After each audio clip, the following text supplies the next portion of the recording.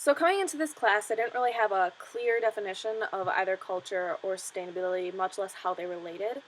I mainly thought that culture was just a bunch of customs and traditions and nothing really more than that. And you could have asked me what sustainability was, and I would have said it's to keep a certain aspect of something alive. But in regards with how they relate, it didn't really make any sense because what I had thought was that sustainability and culture, you want to sustain the culture, not necessarily have anything to do with the environment. Because coming into this class, I had no idea it would even revolve around the environment. Now, having gone through this class, I have realized what culture and what sustainability means and how they relate. Culture, to me now, I think my definition would be closely related to Levi Strauss's definition, which is brought up in Social and Cultural Anthropology, where he states that culture is neither artificial, but he also states that it's not made formally either. It's just kind of always been there. Um, and I think this was really important because culture can't be made, but it can be changed. And stemming from that, sustainability obviously now has to do with the environment. And in order to create a culture of sustainability, you need to be able to have a balance between consumerism, I think, and environmentalism. I chose these two words because I feel that this is what I have really learned from this course, especially from the reflections and artifacts pertaining to the possessions, is that you have to have a healthy amount of consumerism and being able to consume products that are being sold to you, but you also need to think about the environment when you're consuming these products. So when you go to the store, you should be thinking about where did this come from, who made this, what impact has or will it have on the environment around me.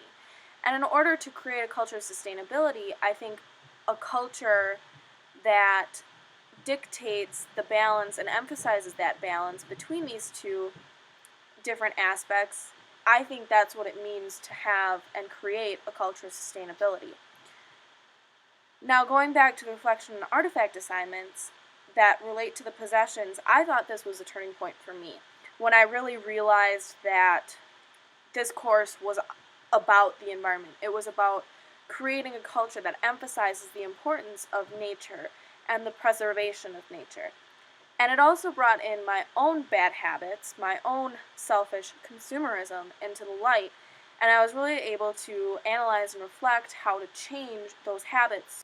And by changing those habits, I can better balance my consumerism and the impact that I have on the environment.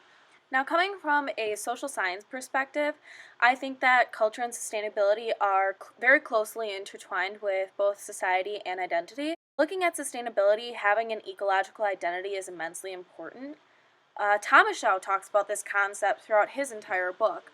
To even consider creating a culture of sustainability, one must analyze their own culture and form their ecological identity. This is how someone views themselves in relation with nature. Now, society also has a major impact on both culture and sustainability, in that social rules, which are brought up by Steinberg in his entire book, govern everything we do. We can't escape social rules, but we can change them, and he brings this up on multiple occasions. This also presents an obstacle for creating a culture of sustainability. In order for a culture to change, the social rules must first change. This obstacle was explored in The Law of the Jungle in one of our previous artifact assignments. The culture of the United States doesn't really focus or emphasize the importance of nature. In contrast, both the culture of Norway and Japan emphasize the importance of nature in daily living. There are two terms that I want to introduce to you. One is the Japanese term called Shinrin-yoku, which is forest bathing. And this ideal is scientifically proven to lower stress and is a great preventative measure for health. The second term that I want to introduce to you is the Norwegian term called friluftsliv, and it focuses on the relationship between mind, spirit, and nature. The term directly translates to free air life, which goes hand in hand with the way of life that is enveloped in enjoying the many parts of nature. Now, I think this class has opened my eyes to my own consumer obliviousness. I am now better able to contemplate what it means to actually need or want something. I'm also more equipped to look at the ecological impacts that my consumerism has, both on the environment and on the people of the world. I also believe that this class has really evolved my views and values that pertain to the environment, and I'm happy that it has.